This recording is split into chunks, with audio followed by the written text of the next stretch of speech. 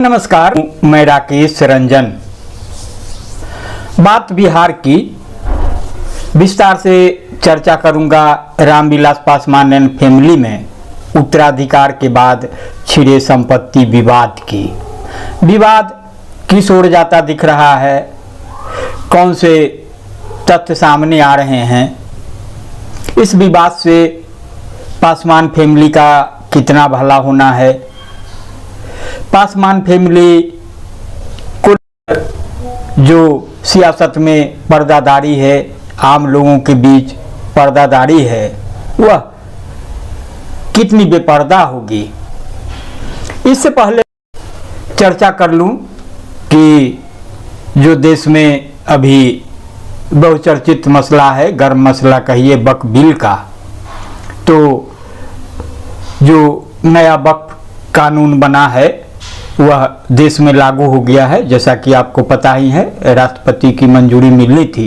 जब लोकसभा और राज्यसभा ने हरी झंडी दे दी तो राष्ट्रपति की मंजूरी का इंतजार था, उसकी बारी थी, और राष्ट्रपति की मंजूरी के बाद यह लागू हो गया। इसको लेकर क्या होना है, नहीं होना है, इससे अलग जो एक खबर है कि राहुल गांधी कल पटना आएंगे। उनका जो एक सूत्रीय एजेंडा होता है, संविधान को लेकर जो बातें करते हैं, तो कल यानी 7 अप्रैल को वे पटना में संविधान विषय पर आधारित एक कार्यक्रम में अपनी बात रखेंगे। राहुल गांधी की यात्रा से जुड़ी एक खबर यह भी आई कि कांग्रेस और राजद के रिश्ते को लेकर जो कयास लगाए जा रहे थे, जो खटास की बात कही जा रही थी, पिछले दिनों कांग्रेस ने जब स्पष्ट किया कि वह महागठबंधन का हिस्सा है, राजद के साथ ही चुनाव मैदान में जाएगी, लेकिन महागठबंधन के चेहरे को लेकर स्पष्ट कुछ नहीं कहा, तो उसके बाद से तरह तरह के विश्लेषण हो रहे हैं। लेकिन राहुल गांधी की यात्रा से एक दिन पहले कांग्रेस के नए प्रदेश अध्यक्ष राजेश राम के साथ कांग्रेस विधायक दल के नेता जो होते हैं, उन्होंने प्रतिपक्ष के नेता लालू प्रसाद के उत्तराधिकारी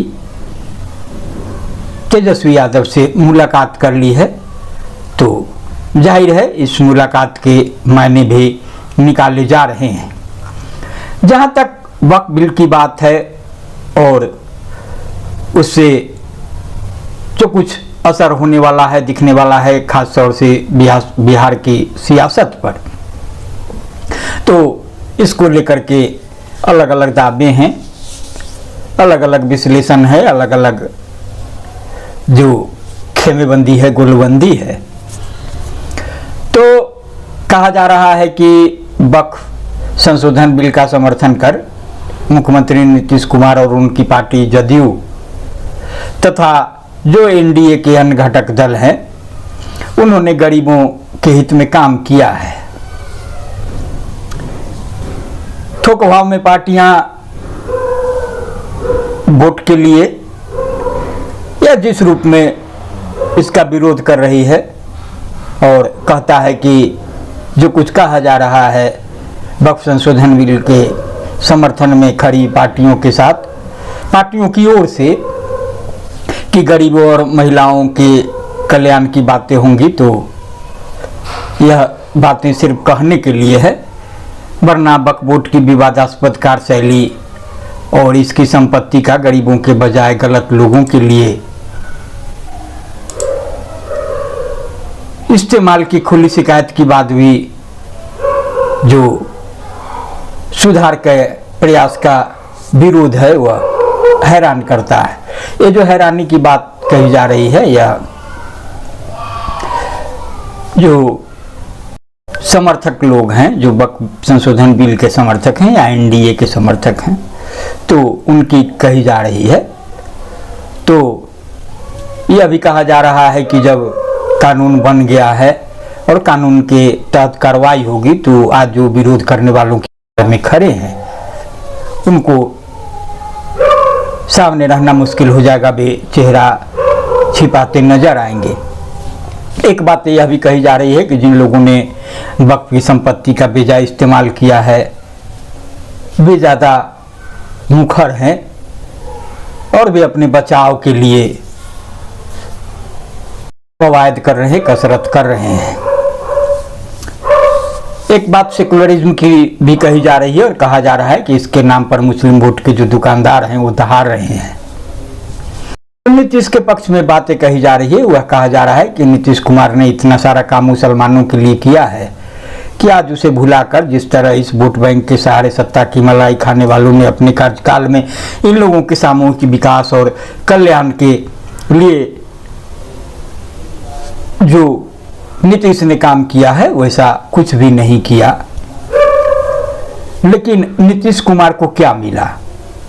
काम करने के बावजूद मुसलमानों ने नीतीश कुमार को महज 5-6% वोट दिया और थोकबाव के वोट उस दल को दिया जिसने सिर्फ उनका इस्तेमाल किया। कहा जा रहा है खासतौर से राजद के लिए और उसके सहयोगी दलों के लिए, कांग्रेस के लिए भी।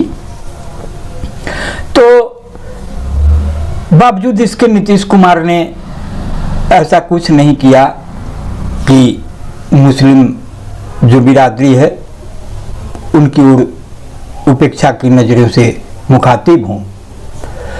वे अपना काम करते रहे तो मुसलमानों की अधिक वोट लेकर भी बिहार में जो अभी इंडिया गठबंधन होता है, अभी जो महागठबंधन बिहार में खास तौर से कहा जाता है, तो कुल जमा 10 लोकसभा सीटें ही मिली।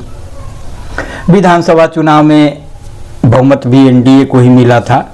इसलिए जो विरोध करने वाले हैं के समर्थन से जो सियासी कुनबा यह कुछ वह भी पाल कर बैठा है कि इनके दम पर भी लोग सत्ता में जाएंगे और एनडीए बाहर हो जाएगी, उन्हें इस बार चुनाव परिणाम देखकर हकीकत समझ में आ जाएगा।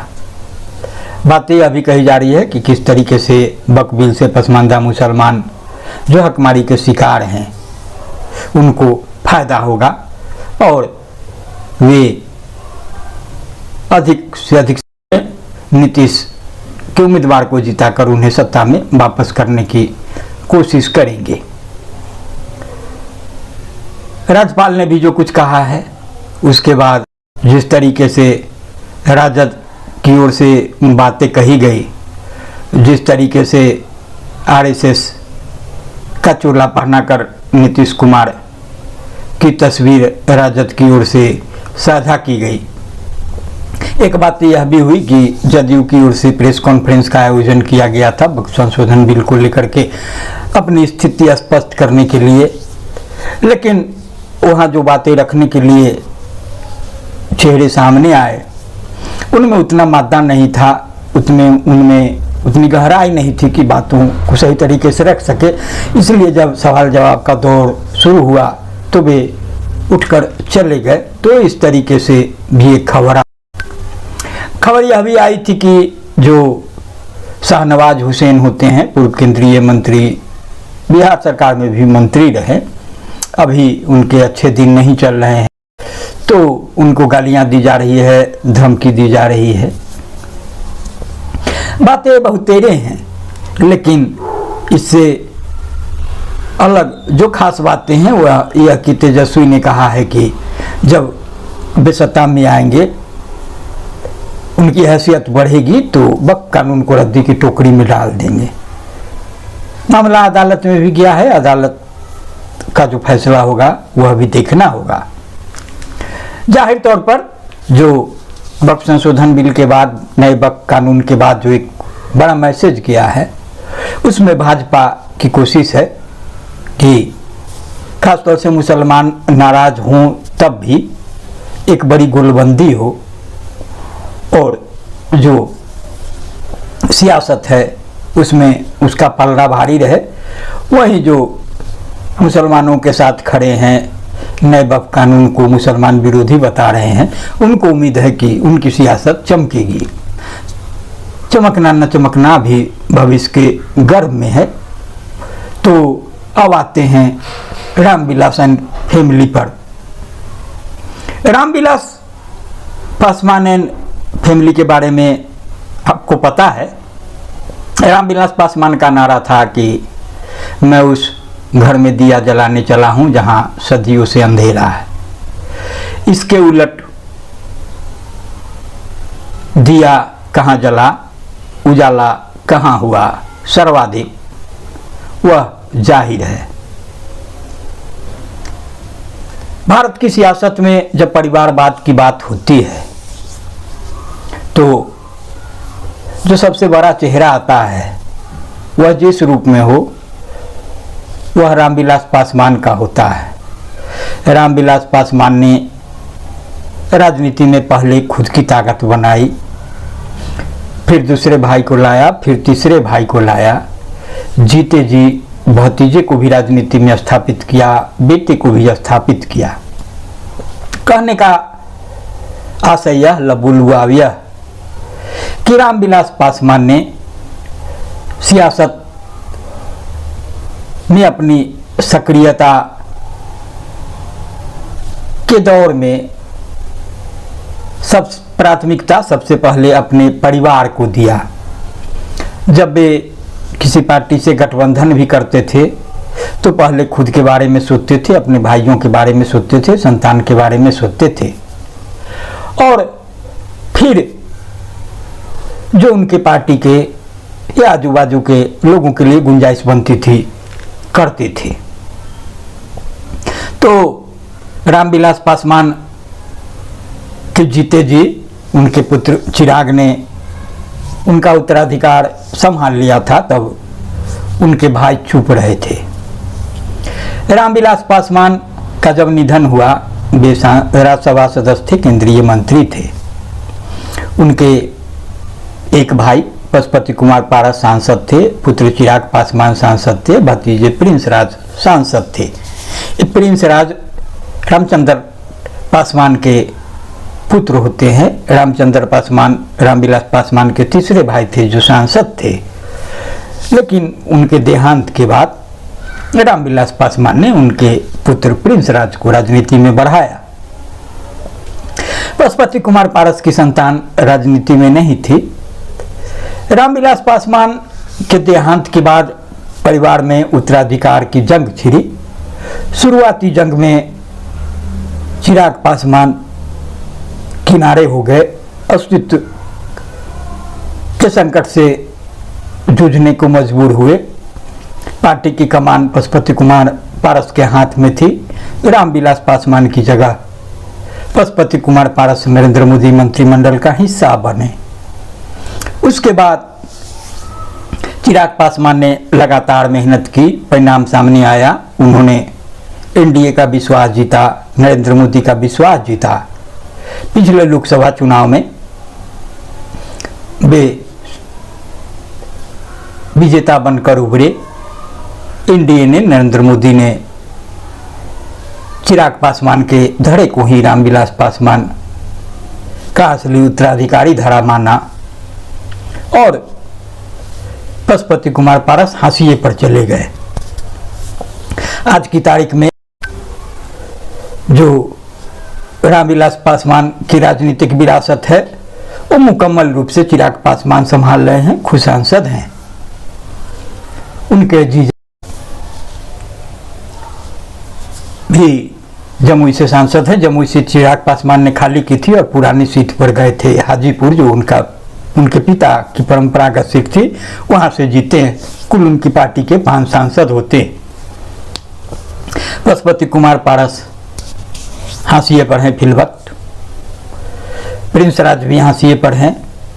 पशुपति कुमार पारस की चिंता अपने पुत्र यश राज को भी राजनीति में स्थापित करने की है। वे कवायद में जुटे हैं।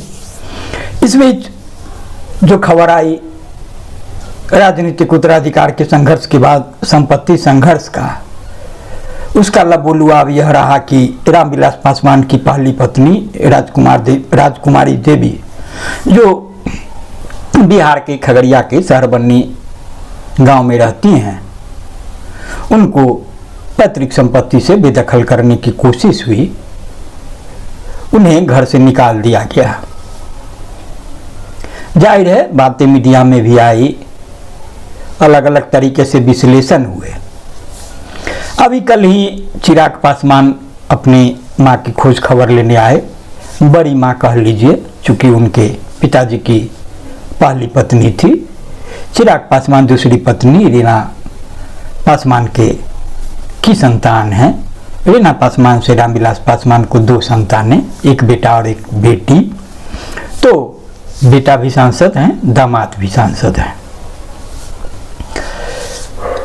तो अब जो बातें हो रही है उसमें यह बातें हैं कि राजनीतिक उत्तराधिकार के संघर्ष में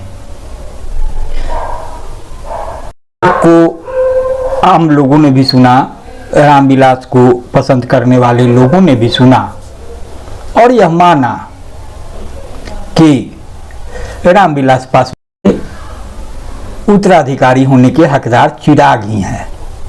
जाहिर है बिहार ने देखा है, मैंने भी देखा है। मैंने जैसा कि बताया अभी कि रामविलास पासवान ने जनहित की बजाय परिवार हित को प्राथमिकता दी। जनहित दूसरे नंबर पर था।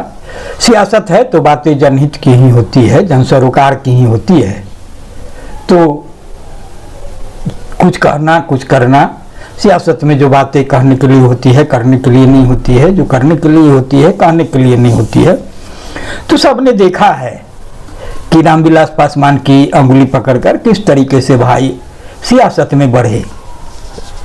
और यह भी यकीन मानिए कि रामविलास के भाइयों ने आज्ञाकारी भाई की तरह रामविलास पासवान का साथ दिया। पशुपति कुमार पारस कहते भी थे कि वे राम थे। इन भाइयों के लिए जो राम लक्ष्मण भरत शत्रुघ्न वाली बात कही जाती है, तो इस तरीके से। लेकिन चिराग ने मां के साथ जाति की बात, अत्याचार की बात कहते कहते जो कुछ बातें कही, उससे यह नहीं लगता है कि यह जो जंग का नया मोर्चा है, यह उत्तराधिकार, राजनीतिक उत्तराधिकार की जंग सरीखा होगा। चिराग पासवान ने कहा कि अगर उनके चाचा पैतृक संपत्ति में बंटवारा चाहते हैं तो उनको कोई आपत्ति नहीं है, वे अभिभावक हैं और बेईमानदारी से स्वेच्छा से बंटवारा कर दें, जो मेरी हिस्सेदारी हो दे दे। लेकिन उन्होंने जोड़ा कि संपत्ति तो गांव से बाहर भी बनाई है, बिहार में भी बनाई है, बिहार के बाहर भी बनाई है। उन्होंने नोएडा, दिल्ली कहां कहां का जिक्र किया। तो क्या चाचा उनमें भी हिस्सेदारी देना चाहेंगे चिराग को?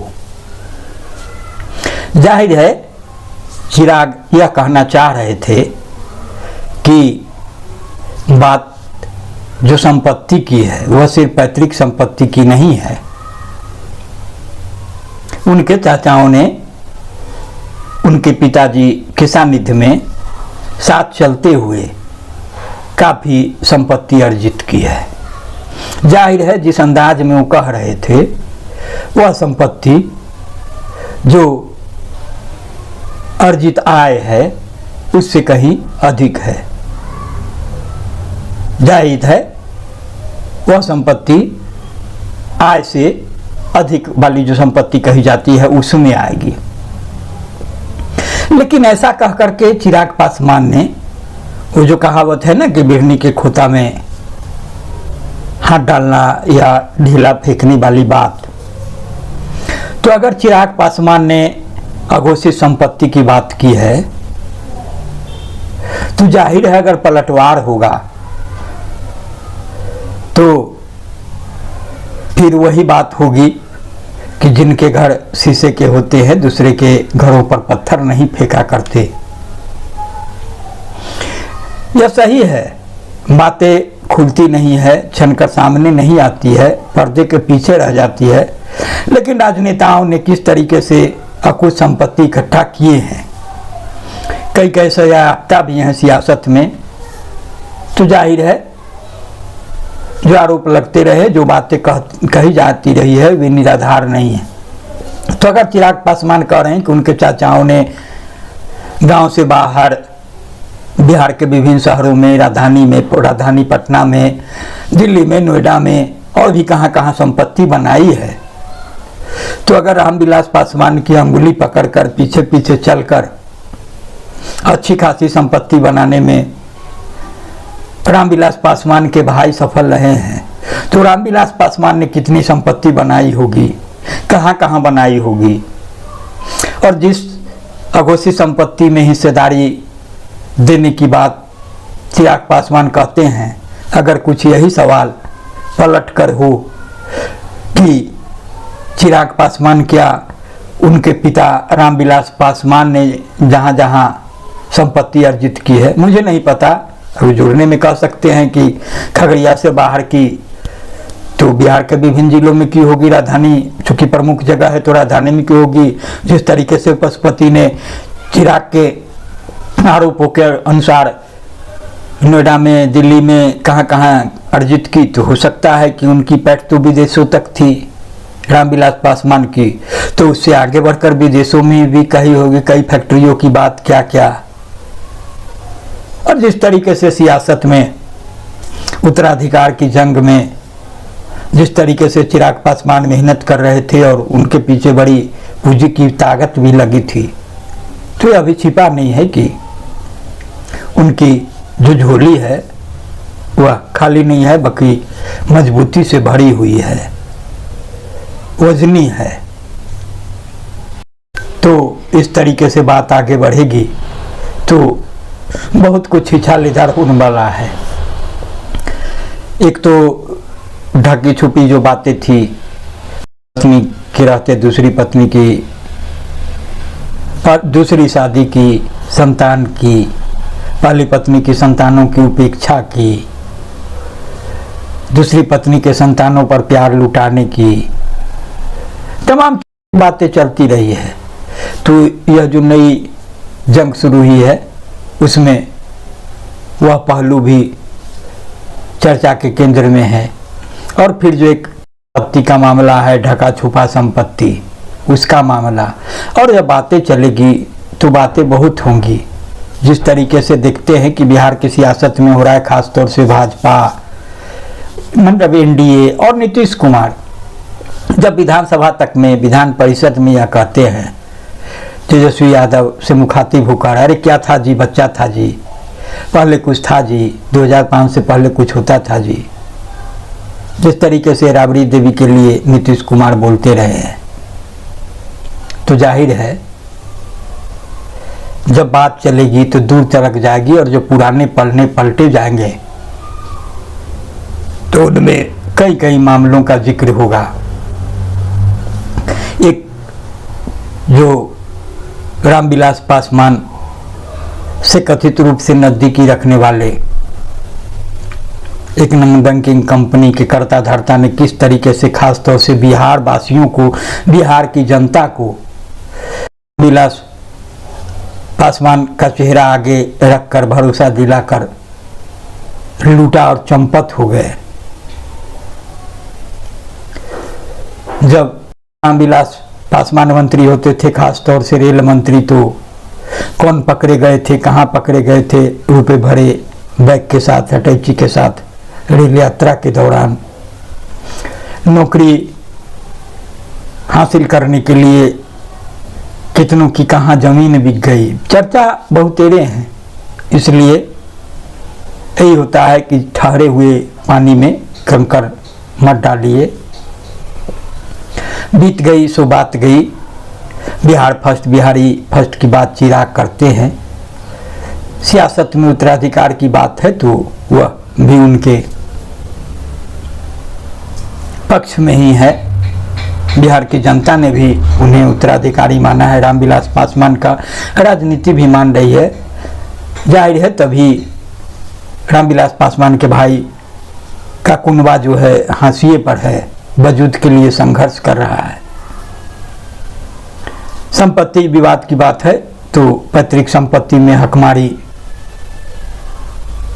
किसी के बूते की बात नहीं है। और खासतौर से चिराग पासवान की हकमारी करना उनके चाचा के बस की बात नहीं है, क्योंकि एक आम आदमी नहीं है, आम इंसान नहीं है, उनकी एक बड़ी हैसियत है। तो मिल बैठ कर पर्दे के पीछे सुलझा ले, घर की बात घर में रहने दे, क्योंकि बात चलेगी तो फिर दूर तलक जाएगी। तो बहरहाल बिहार की बात में आज इतना ही। लाइक करेंगे, शेयर करेंगे, चैनल को सब्सक्राइब नहीं किया है तो सब्सक्राइब भी करेंगे, प्रतिक्रिया देंगे। नमस्कार।